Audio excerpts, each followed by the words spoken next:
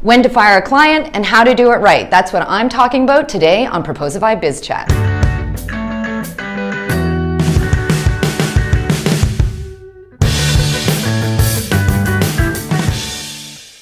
Hi, I'm Jennifer Faulkner, and today we're talking about the line when challenging clients become problem clients and you have to give them the boot. Now let me preface this by saying most clients are awesome, and I've worked with a lot of really great clients. But every once in a while you will get the client who starts to make your life miserable, affects the morale of your team, and starts to cut into your profit margin. So when do you figure out what to do with that client and how you get rid of them and get back to business? So the first thing is you need to think about the difference between a challenging project and a challenging client. So we've all worked on challenging projects. They can bring your team together. They can kind of propel your agency forward in terms of finding a solution. They can be really great. But problem clients, challenging clients, are a different beast altogether. So how do you figure out who those clients are? Well, first of all, they're those kind of clients, they never like an idea unless it's theirs. They never deliver a clear brief. They never stick to the brief. They miss deadlines. They want a million revisions. They change the scope of the project. They're generally not nice to work with, and they make everybody at your agency miserable, and eventually they start to cut into your ability to make money from them. So I had to fire a client once when I was a freelancer. Now, a lot of times over my career, I wanted to fire a client, but I didn't always have the authority to do it. Either I didn't run the agency or we needed that client for money. And that's where you can get stuck, is people put up with a lot of bad behavior because clients pay the bills. But there does come a point where clients, it doesn't matter how much money they pay you, they're ruining everything.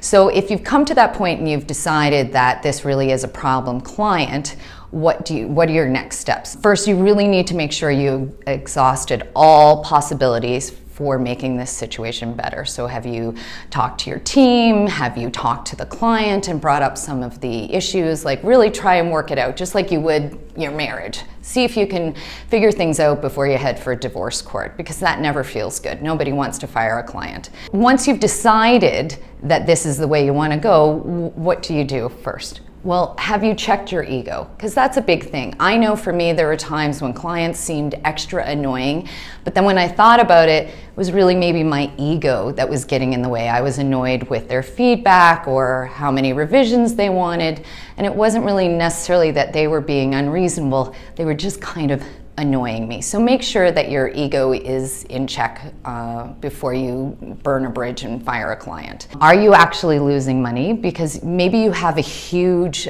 retainer, and on paper it looks really juicy, but this client is eating away at that. So that's another time when you realize, like, okay, I gotta get rid of this person because we're not making any money. And that's what we're in business for, is to make money.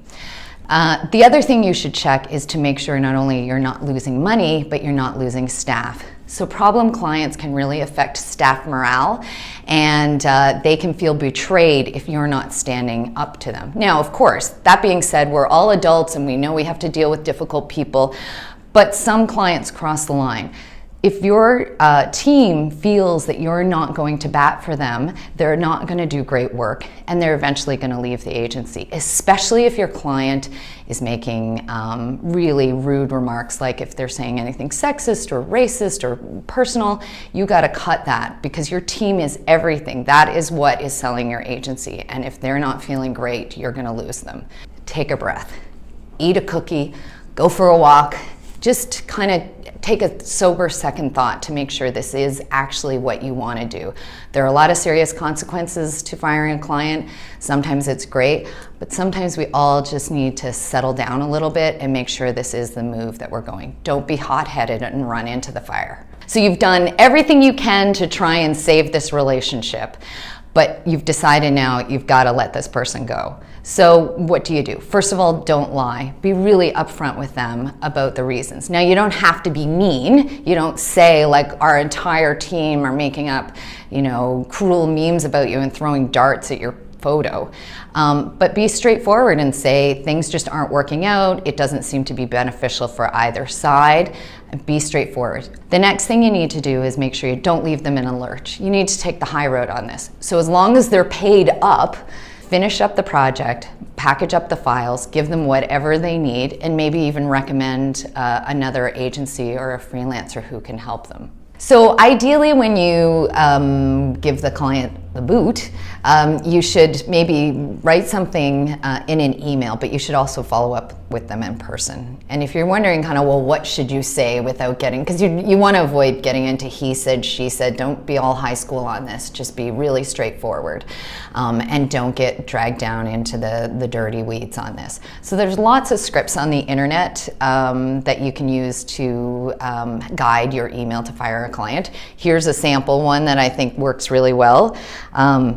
Dear asshole client, it's been great working together, but due to personal reasons, as of September 12th, I'm no longer going to be able to assist you with this project.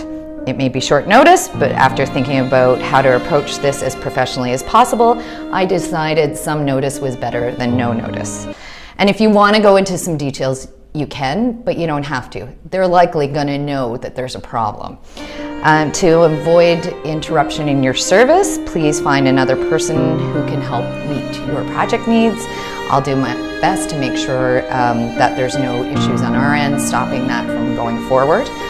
Thanks for understanding and your support, and then you can kind of maybe make a list of what the next steps are in terms of what's going to happen with the breakup.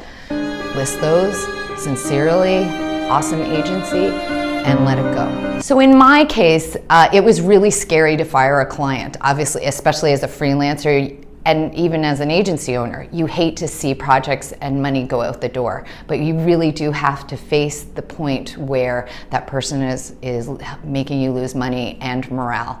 And after I did fire the client, and fortunately for me in that situation, she agreed that we weren't going to find any resolution and it was able to dissolve without too much drama.